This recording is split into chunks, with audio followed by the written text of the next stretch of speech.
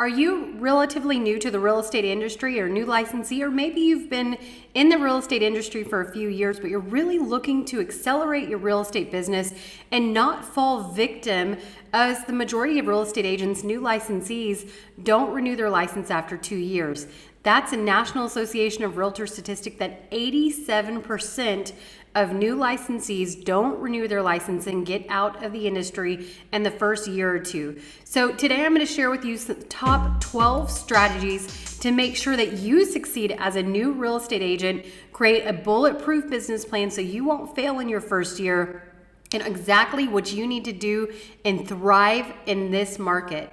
Hi, my name is Mike Maruwat. I'm with eXp Realty, where I've coached and trained thousands of real estate agents all over the world. And I'm going to share with you the exact 12 strategies that top producers used as they started to evolve their business as a new licensee. We all started in the same place. I don't know very many real estate agents that got into the industry and knew everything and knew exactly what they were doing. So we all learn as we go, but I'm going to try to shorten that pathway for you today and share the top 12 strategies to help accelerate that and make sure that you don't fall victim to the statistics. And so the first off is really having the proper expectations. And I think that's one of the most essential things in order to thrive, especially as we start, heading into the shifting market, because a lot of times real estate agents get into the industry and they think they're just going to immediately start having their friends and everybody's going to start calling them to buy a house and that listings just fall from the sky. The reality is most of the time that doesn't work. So you actually have to treat it truly as a business. And once you get licensed, unless you're on a team or some other scenario, for the most part, you are the CEO of your own business. And so you're going to start having to treat it and such. So the reality is the market is shifting. That is not necessarily a bad thing. In reality, it's going back to normalcy. And so the way that I look at it is also not as it's shifting as a bad thing, but as an opportunity. This is honestly the best time to get market share. Agents didn't learn how to properly market, honestly, over the last 2 years, especially agents that got licensed after 2020. Homes were flying off the market, multiple offers, going over list price.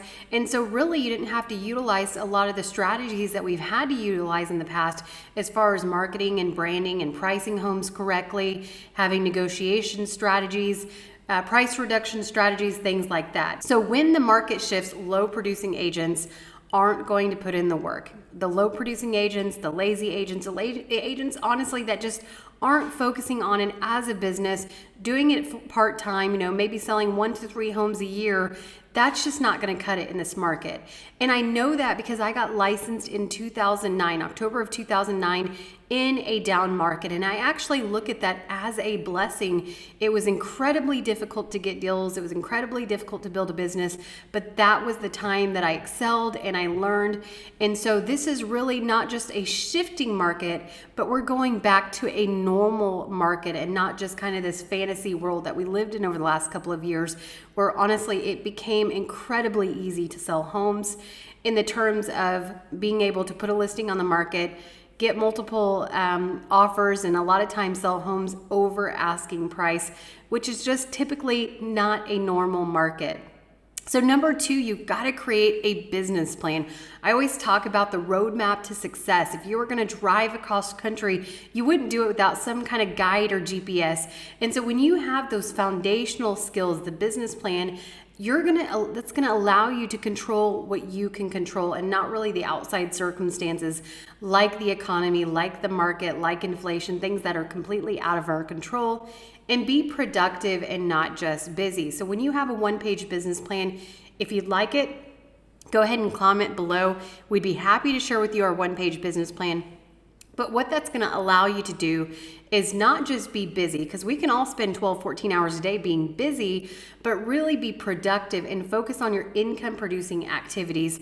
Also, not just setting annual goals, but more importantly, quarterly goals, because we know that real estate operates in 90-day cycles, and that's going to allow you to have that roadmap, and that success is going to allow you to control and adapt quickly instead of waiting a year to reevaluate your goals all over again. So if things happen that are completely out of your control and you need to adapt and change that business plan, then having a 12-week cycle and 90-day, then that's going to allow you to do so. So also focusing on those income producing activities. Number 3 is track your numbers in a CRM.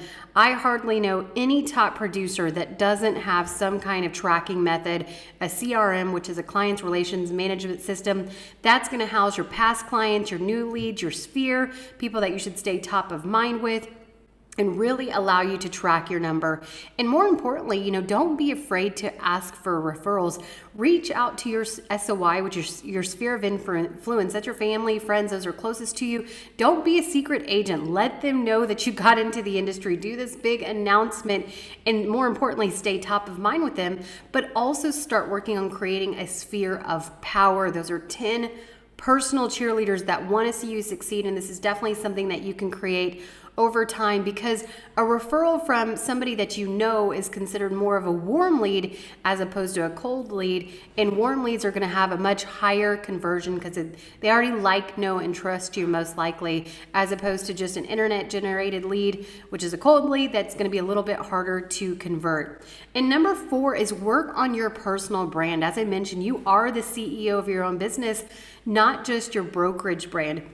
Now, of course, you have to advertise your brokerage per whatever your local and state guidelines are, but also treat it as a business in terms of doing your personal branding, staying top of mind, and really honing in on what type of business that you want to create. And number 5 is find a brokerage that will support you and be the fastest vehicle to reach your goal. And then, of course, wear your brand. So what I mean by that is, my first real estate brokerage was a great company, but the reality is it wasn't the fastest vehicle for me to be able to reach my goals. And that's why I moved over to eXp Realty nearly 8 years ago when we were only 300 agents. Now we're 87,000 agents.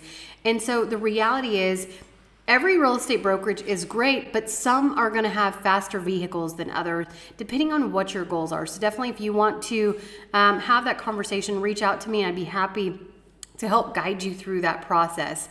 Number 6 is identify your ideal client and what problem do you solve for them. So instead of, let's think about fishing in the deep blue ocean, instead of just fishing for anything that swims by, which can be incredibly difficult, when you narrow it down and have your ideal client, then that's something that's going to be incredibly easier to identify.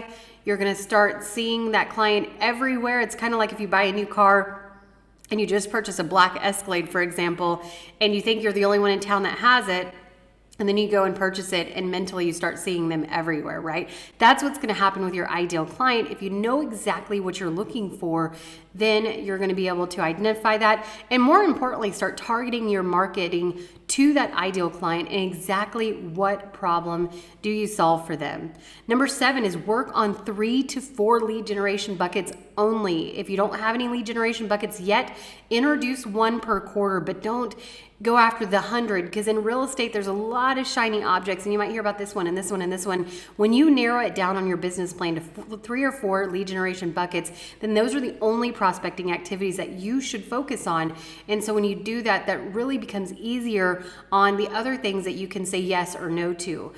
For example, I know, back when I was running a team, I would get calls all the time from lenders and title companies. Let's go for coffee, let's go for lunch, let's meet up, which are all great things, but the reality is those are not income producing activities. And when I'm looking at prospecting, that's where I control the outcome.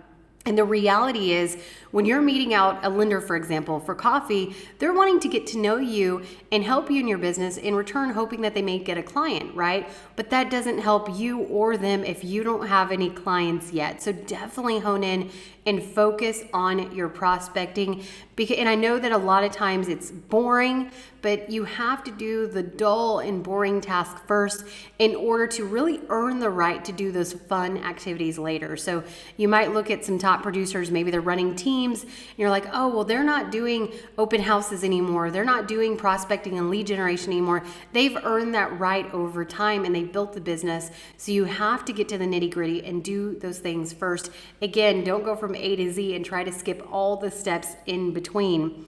And so number 8 is start templating and documenting your processes so you can make it duplicatable. Something as simple as, email campaigns. If you have a Gmail account, you can create email campaigns, candid emails that, if you're sending the same thing over and over again, or maybe you have a CRM and you can set up a custom drip campaign. Or I know even on my phone, I have text message shortcuts. If I'm sending the same message over and over again, then I can create little shortcuts and not having to retype the same thing. So look at those processes that you're doing every single day and try to identify which ones you can make duplicatable around some systems and processes.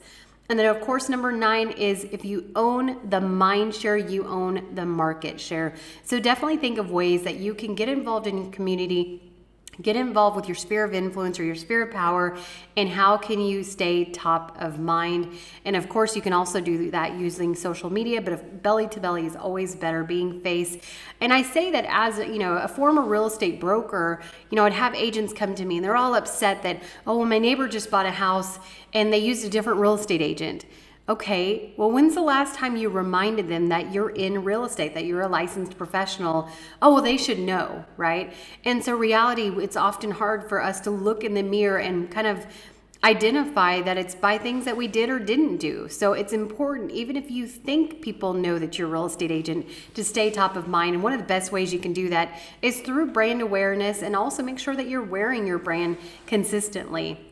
Number 10, you've got to invest in your business and look at high converting ads. So just if you were going to open a store at the mall and you need to purchase inventory, you have to do the same thing in a real estate industry. So you've got to set up the right expectations and start purchasing high converting ads, start lead generating. Number 11 is perfect your scripts and become a script master.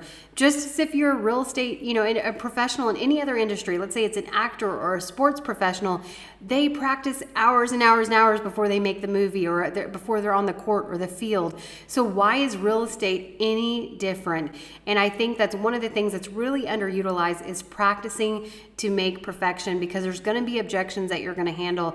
Every situation's different, and the only way that you can get better is by practicing. And last but not least, number 12 is align and surround yourself with the right people. They always say that you're the average of the 5 people that you hang out with. This could not be more important. And honestly, again, my first real estate brokerage was a great company. I chose it because of this big, beautiful office, and then also the, other top producers that were in the office. But what I quickly realized is other top producers in my market were not going to share their best practices and secrets with somebody that's young and hungry and looking to build their business. And so I found that was going to be a challenge, and I had to learn everything on my own. And eventually had to partner with somebody to start learning the business. So that's one of the reasons why we've developed the organization within eXp Realty called the Legacy Builders, where we are agents that are in the market, sharing our best practices, sharing the pathway to success, and really trying to give our agents and our partners the fastest vehicle to reach their goals. So definitely, if you would like more information, I'd love you to just go ahead and hop on my calendar at marwattcalendar.com. Let's do a free 15-minute strategy session and see how we can help you and your business. Go ahead and like, comment, and subscribe as we're dropping new content every single week.